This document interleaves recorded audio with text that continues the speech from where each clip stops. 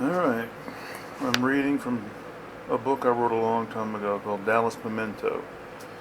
There are 4 books in this novel. This is book 3. We're about to wrap it up. This book 3 is called Bronchodilator. We're beginning with a piece called Which Beer is Best for Weight Loss? I've explained all this to you, Nils snapped. He drew the drape shut with one muscular sweep of the tentacle that had replaced his lost right arm. I know you have, Nils, but I still don't understand the why of it all. Vicky, the Earl's niece, wrung her hands.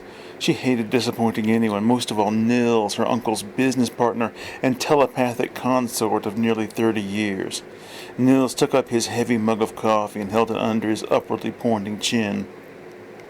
The only why you need to understand is why coffee smells so good but tastes so bad. Vicky knew it was useless to try to get any further explanations. Nils had gone into one of his trances. He stood there inhaling the aroma of the expensive coffee and staring at the collection of framed photographs on the opposite wall. Vicky made her farewell bow to the man she had known from childhood until just before the Earl's death only as a mysterious, mostly silent presence in the manor. She walked downstairs to the waiting carriage, mentally going over the members of various rock groups in order to remain calm. Follow that carriage, ordered the new Earl of Comberfeuille. His driver obeyed, putting the genetically engineered wheeled creature they sat inside of into motion. The Earl, Bruce Murphy, settled back into the sumptuous cushions next to his mistress, Rhoda Namperus, and chuckled. "Happy, dear?" Miss Namperus asked. "Indeed," Murphy acknowledged. "The old Earl's niece is bound to be headed for a rendezvous with the leaders of the Anarchist League, and once I know who they are, I'll be able to destroy the last obstacle to a long and peaceful life." "Isn't the girl related to you?" Miss Namperus asked. "Only by marriage. Still, she does have an arguable claim to the title. Luckily, she's feeble-minded." Murphy's exposition was cut short by the sight of 2 groups of masked men emerging from the porno theaters on either side of Vicky's carriage. They pointed primitive, projectile-launching weapons at the driver and seized the reins of the draft animals. "What's Nils up to?" Murphy wondered. Rhoda Namperus wondered too.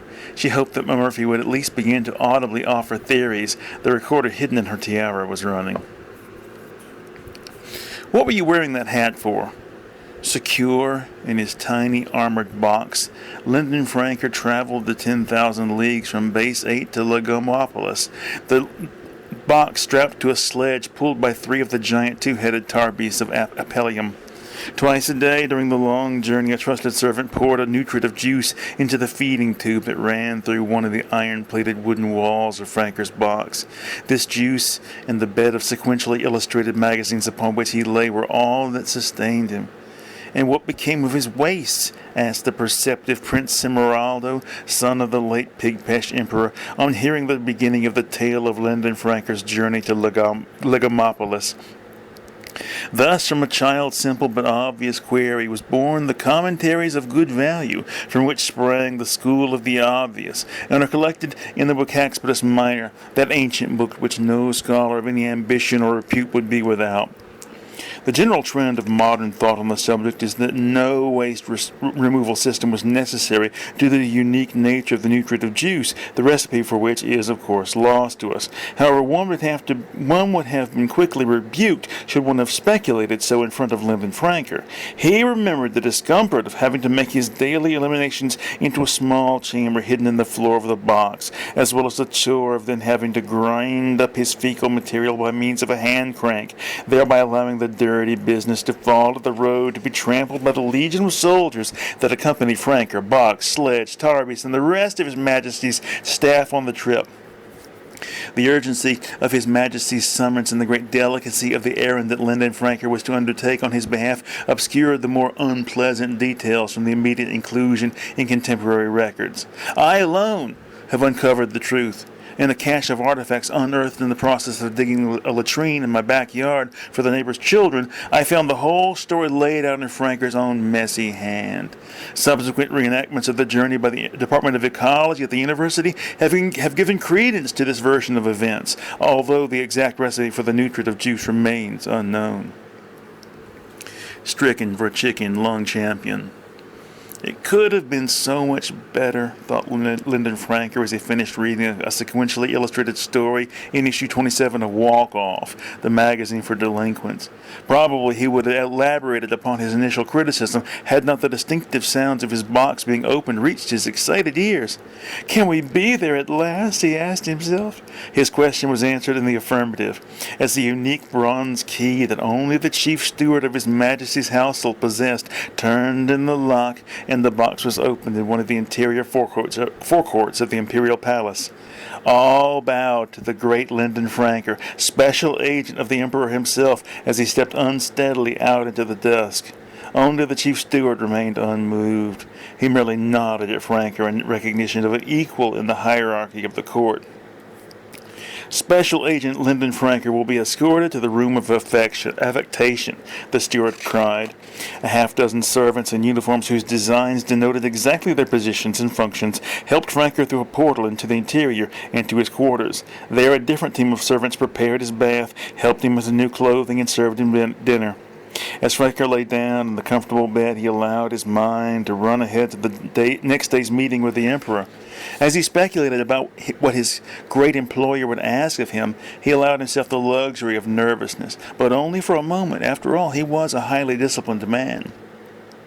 However, though there was to be no meeting the next day, nor the next, in fact, although Franker spent the next 7 years in the palace complex, becoming used to its routines and involved in its intrigues, he was never summoned to meet with the Emperor.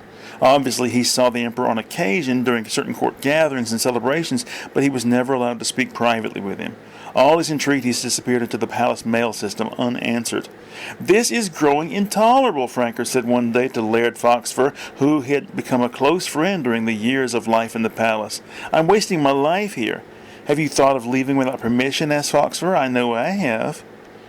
"Bury my knee at Hounded Wart." "The problem with kangaroos," Gary mused, "is their tails. But why?" He tapped the fence post under his hand with his signet ring that had belonged to his father. This ring was a reproduction of the one that had been lost when his grandfather drowned in the wreck of the Apple of No Great Sweetness nearly 50 years before. "In fact," Gary informed Gibito, the monkey suddenly realizing it, "next week will be the 50th anniversary of grandfather's oceanic demise. We must commemorate the occasion, solemnly, of course," he added as the little monkey scampered about, throwing his own feces against the wall and spitting out mouthfuls of the luscious fruit of the caramel tree. Gary started walking towards the main house, his head full of visions. He was halted by the voice of his personal rancher, old Bushwire Bill. "Hey there, Mr. Stunt Whimper. What do you want to do about these kangaroos?"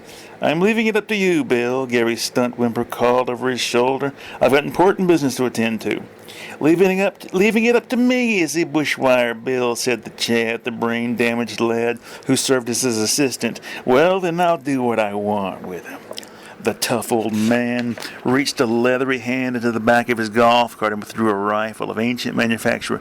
"No, Mr. Bushwire, no," Chad begged in his thick nasal voice. He tugged at Bushwire Bill's arm, but was flung away to land in a pile of Gibito's droppings. "Get off me, boy," Bushwire Bill drawled. He fed cartridge after cartridge into his evil-looking weapon, muttering all the while about the weak will of his employer and the weak heart of his assistant. "Going to do what they should have done at the freight yard when they unloaded these god-awful things." It was in the kitchen of the main house that Gary found his wife.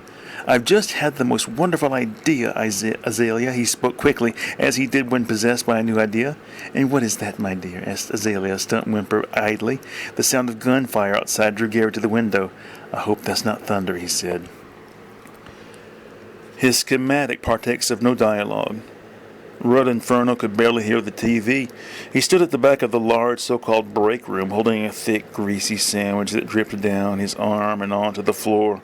"What's going on?" he asked himself. The Slaughterer, a favorite program among those who frequented the break room, was clearly being displayed that very moment on the screen, yet the sound was turned down. A great part of the show's appeal was the almost constant gunfire and tribal rhythms that accompanied its scenes of high fashion and brutal death. And stranger still, no one, except for the half-crazy Korean woman who swept the hat racks, was watching it. Inferno took a seat and bit into his sandwich. He stared at the other people in the room, all of them gathered in a group about one man who was reading aloud from a newspaper. Inferno hadn't seen the man before. He appeared to be about 30 years old, a scalawag in the Jude Law vein, wearing a heavy coat with a sheepskin collar. "What happened to the TV?" Inferno called out. A couple of the people gathered about the stranger looked up at him angrily, but quickly turned their attention back. The stranger stopped reading the story of his escape from the lighthouse and asked, "Who's that asshole?" "That's Rudd Inferno. Never mind him. What happened next?" "Well," said the stranger, "here the paper gets it wrong. I wasn't armed with an old service revolver, but a wax replica of the standard shepherd's crook. As the first wave of zombies broke over me, I stuffed about a third of the—" "You mind if I turn the TV up?" Inferno asked loudly. The stranger roughly folded the newspaper. He rose to his feet with smooth, impressive mechanisms. "What's your problem, buddy?" he demanded. "I came here to watch TV." Inferno held the last bite of his sandwich aloft like a candle in the midst of an abyss. "TV!" the stranger barked with contempt. "Here's what I think of your TV!" He jumped atop the long table and skipped down it until he came to the large unit mounted on the wall. With a powerful blow of his heavily booted foot, he smashed the screen, bringing down the wrath of all present upon himself. No time to prepare. Enough has been written about Ken Brainwave's brutal murder to fill an encyclopedia. The various political and cultural ramifications of the killing have proved to be an apparently inexhaustible source of new angles for historians, subject matter for novelists, and speculation for theorists. Not being one to step willingly into a muddied stream, I am going to write about something totally different from the Brainwave murder, something that has nothing to do with it. But as this piece is intended for inclusion in the Ken Brainwave Murder 20th Anniversary Anthology of New Literature, I will leave it in your hands to make the necessary correlation to some aspect of the above topic. As always, I trust your judgment in this matter. Winko, the elephant with two trunks, was only about as tall as an average-sized American male. Some scientists theorized that Winko had not grown to full height because of the extra outlay of energy needed for the proper development of his second trunk. Others simply didn't care, preferring to reserve their powers of theorization for something truly worthwhile. As this latter group sat around the lab throwing wadded pages from outdated research papers into the giant snail's cage in a kind of impromptu game, they listened to Dr. Larson's tape of Christmas favorites and complained to each other about all immediate attention being given to trivial labors of certain other scientists. "How is the subject of all this formidable thought these days?" asked Dr. Chi bitterly as he hit the giant snail squarely on the shell, earning himself 20 points. "They say he's meeting with the president tomorrow," answered Dr. Pzichowicz. "What, of the United States?" "No, dummy, of the university." Indeed, Winko did meet with the president of the university the next day, dressed in robes of the finest Dacron and a novelty bow tie of stupendous proportions. Winko stepped nervously into the president's office. "Winko," said the president, extending his hand, "it is a pleasure to meet you at last." "The honor is mine, sir," replied Winko, taking the proffered hand in both trunks. "Perhaps you could help us with our ongoing fundraising activities." The president broached the topic dear to his heart. "You have made me happy, Lord Brain." Taking one of each of the brochures on display in the lobby of Kirby's Bean Museum and Statuary Park, Laird Foxfur looked about nervously and sat down to wait in the rickety chair by the gumball machine. As he thumbed through the brochures, his mind was temporarily taken off its abiding preoccupation on coming across one advertisement, the educational delights of the postularium in nearby Dairy Corners. Foxfur allowed himself to drift back to his early days of manhood, slinging mail at the Church Creek station. Oh, the characters that worked there! Fat Midlow, the dog breeder. Peasmud, the clown, the endless numbers of devout Christians, and Sedge Henway, for whom for many years had been his model for how an old man should talk and act. He didn't miss any of them. While Foxfur passed the time in this way, Dean Kirby, the snake-eyed son of the owner of the Bean Museum, stole another peep through the hidden viewing portal. "Well, he's still waiting for you. What are you going to do?" Kirby addressed himself to Rita, the cleaning woman, and sister to Foxfur. "I'm just going to have to make a run for it. You've still got that old hovercraft out back, right?" Rita stubbed out her cigar and the gutted grapefruit half lying on one of the plates at her elbow. Yeah, but can you handle that thing? Kirby wanted to know. She's not taking the hovercraft, Dean Kirby's father croaked from his wheelchair. Oh, please, Mr. Kirby, Rita begged. I'm not going to let an employee become the focus of attention for this family, eating up resources and mental energy best put back into this museum. This museum, interrupted Dean, doesn't attract 1/10 of the business it used to. Miss Nancy's Kitten and Puppy Rodeo gets twice as many people in a week as we do in a month. I'm telling you, if we focus on the buffet, but the elderly Kirby would have none of it. I didn't open this place to become a restaurateur, he said, his face becoming as red as a cranberry. I'm an impresario, he finished with an effort. He's going to have another stroke, Rita warned, getting out another cigar. Dean said nothing. He rubbed his brow. Through the wall, they all heard a sharp noise, followed by a muffled one. Dean peered through the hole. Your brother's chair's collapsed, he reported. Lawsuit, his father gasped fearfully. The experience left him embittered. Recently, Habermel had taken to walking through the park after midday repast. I don't like the word lunch, you see, he explained to the young acolyte who had joined him on the day that I am now reviewing.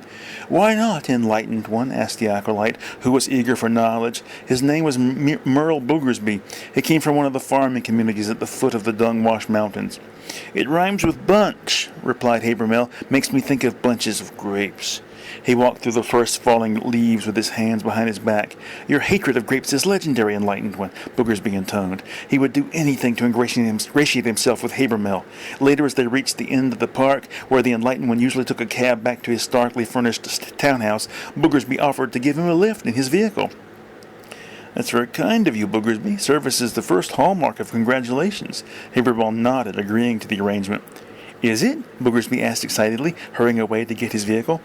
Or is it the third? Habermel wondered, digging a soft, labor-ignorant hand into the unkempt garden of hair around his mouth. He continued to wonder as he waited for Boogersby's return. This wonder turned to bafflement as he saw the big walking machine stop before him. This is marvelous, Boogersby, exclaimed Habermel as the acolyte helped him to secure his seatbelt. Have you never traveled by walking machine, enlightened one? Boogersby asked. Never, the bearded man of visions admitted.